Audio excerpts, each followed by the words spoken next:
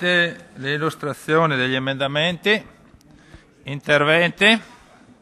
Jacob, prego. Grazie Presidente. Ma su questo articolo riprendo un intervento che già ho fatto in fase di dibattito generale, perché questo è l'articolo centrale sulla programmazione energetica. Di fatto questo articolo avrebbe dovuto contenere le indicazioni strategiche sulla programmazione energetica per la Regione. Assistiamo invece ad un testo che ovviamente rinvia ad un altro documento, il piano energetico regionale, di là da venire, quelle che devono essere obbligatoriamente le scelte di politica energetica di questa Regione. Opportuni quindi alcuni emendamenti che il relatore del nostro gruppo propone, laddove di fatto almeno si dice che le indicazioni devono essere presenti, alcune indicazioni strategiche nel piano energetico regionale. E continuo a ripetere quello che dicevo ieri, il tema delle energie rinnovabili e comunque il tema della sostenibilità energetica ambientale è un tema centrale in quella che è la programmazione immediata, cioè da realizzarsi nei prossimi mesi per la nostra Regione, come per qualsiasi altra amministrazione in ottemperanza a quelle che sono le disposizioni comunitarie. E tra l'altro, sì, qui c'è un richiamo abbastanza blando, la lettera G del comma 3 dell'articolo, dove dice il raggiungimento, tra le tante cose che dovrebbe fare, è il raggiungimento degli obiettivi comunitari, quasi come fosse una sorta di optional da inserire in mezzo ad una definizione che... Cioè io continuo a ripetere, se qualcuno ha assistito a iniziative organizzate dall'amministrazione regionale rispetto allo stato di avanzamento del piano strategico nazionale, del piani strategici operativi regionali,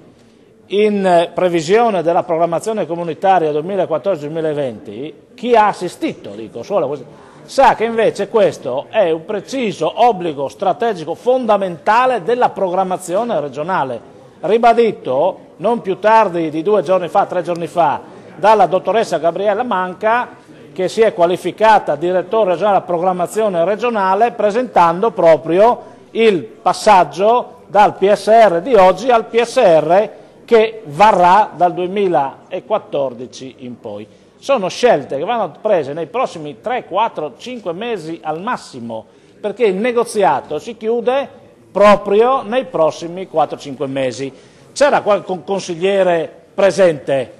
forse ha colto queste cose. Ecco, io credo che qui noi invece stiamo lavorando come se queste cose, ma non so, fra qualche anno ci penseremo, anzi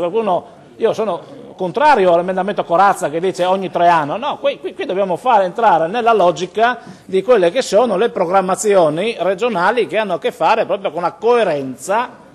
cosiddetta anche condizionabilità poi conseguente, della programmazione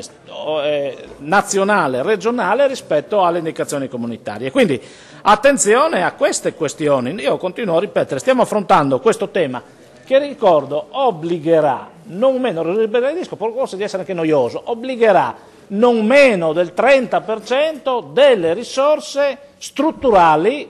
europee, sia per i programmi operativi regionali, sia per il piano di sviluppo rurale, per tutte quelle che sono l'utilizzo dei fondi. Non solo, ma la coerenza obbliga anche sui fondi della programmazione regionale. Io credo che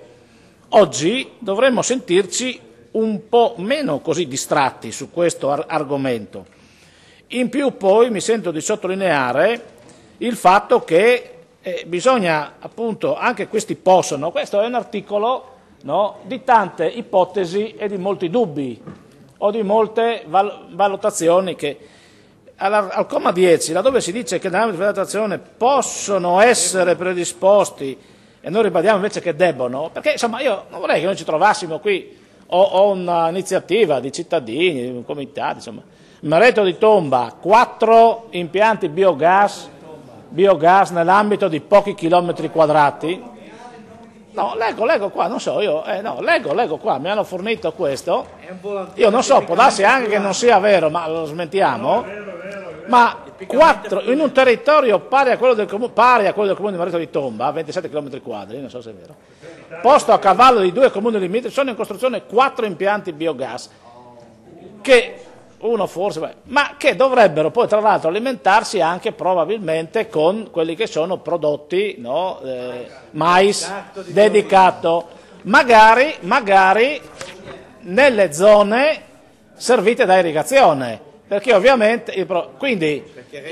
le risorse pubbliche che sono servite a creare impianti di irrigazione, no, vedranno essere utilizzati non per la produzione alimentare e per le prime necessità, ma per soddisfare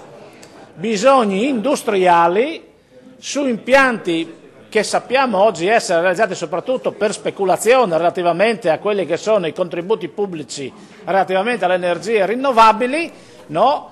Con quindi una sostanziale azione,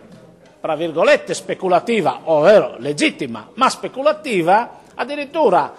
a svantaggio di quelli che sono stati i finanziamenti regionali e statali per sostenere la trasformazione irrigua di terreni, credo, vocati alla produzione alimentare, alla produzione agricola e non alla speculazione di impianti che poi restituiranno 1/3 circa dell'energia che producono, perché il resto tra calore e tra altre, insomma, ovviamente, o 50% quando va bene, calore eccetera, va disperso, perché poi in queste zone c'è anche la difficoltà di trovare gli utilizzatori dell'energia termica e quindi degli altri prodotti di questi impianti. Ecco, io credo che il piano energetico regionale deve,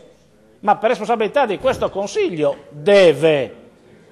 intervenire e disciplinare queste attività. Non può,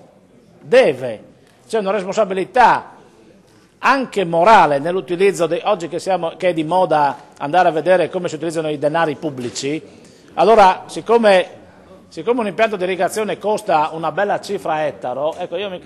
credo che tutti noi siamo responsabili del fatto che si deve decidere come utilizzare questo terreno, compreso anche come utilizzare i terreni ancora liberi per impianti. L'altro giorno, allora non è Meretto, ma venivo su da Varmo e ho visto in una estensione di terreno in cui c'erano i pivot, quindi irrigati, una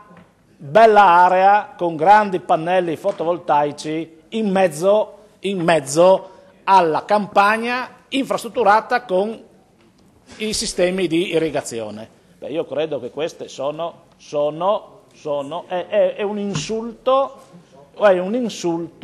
alla necessità di oggi del settore agricoltura, ma anche agli investimenti fatti negli anni che vengono sprecati in maniera assolutamente, vergognosa, e se non interveniamo colpevole.